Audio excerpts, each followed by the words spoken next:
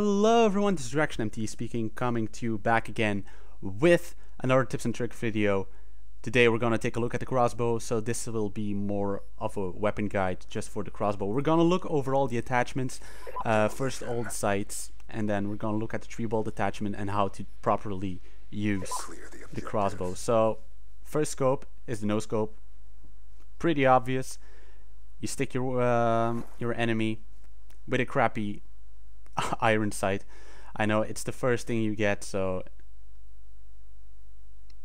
it's okay, but it's not that okay. So the next sight is the reflex or the red dot sight. It helps pretty good. It helps good.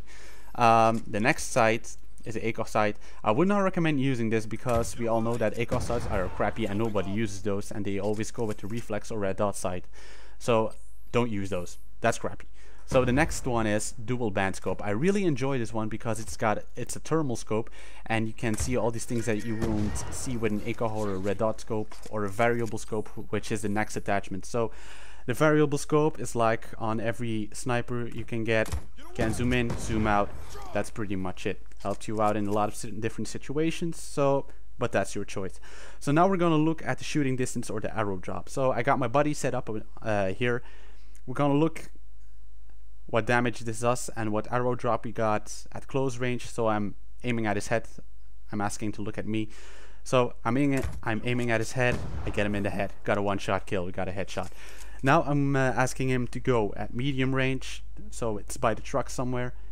I shoot at his head, but it lands in his knee.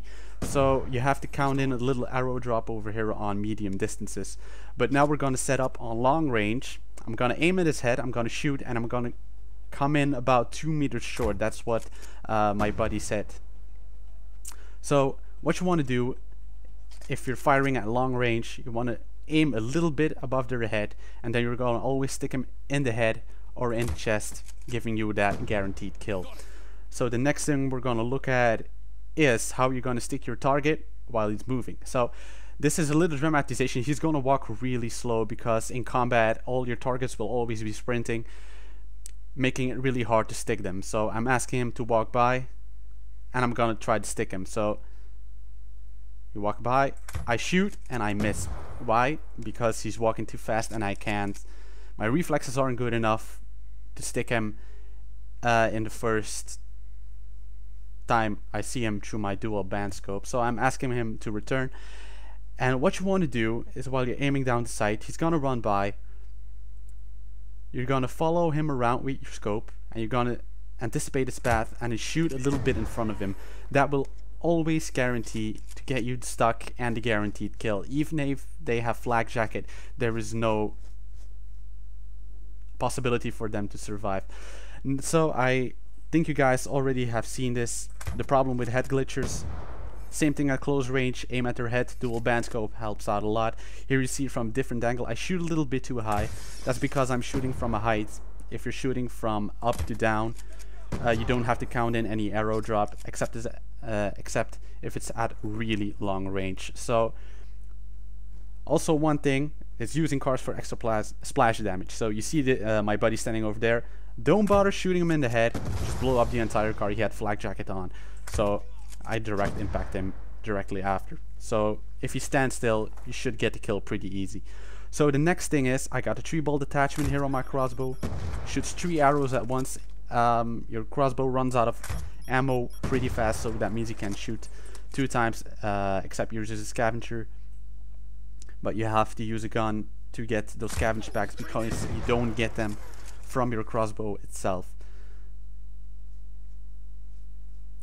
So yeah, I would recommend using the dual band scope with the 3-bolt attachment. Also the splash damage with the 3-bolt, pretty good, except you gotta shoot them really close to their feet or on the wall or on the ceiling to get the guaranteed kills. So I shoot a meter in front of the place that I shot before.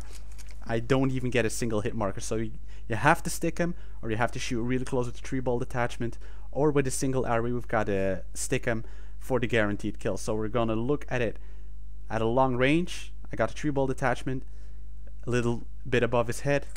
You shoot, you get 1 stick, 2 arrows go left and right to maybe get you another kill.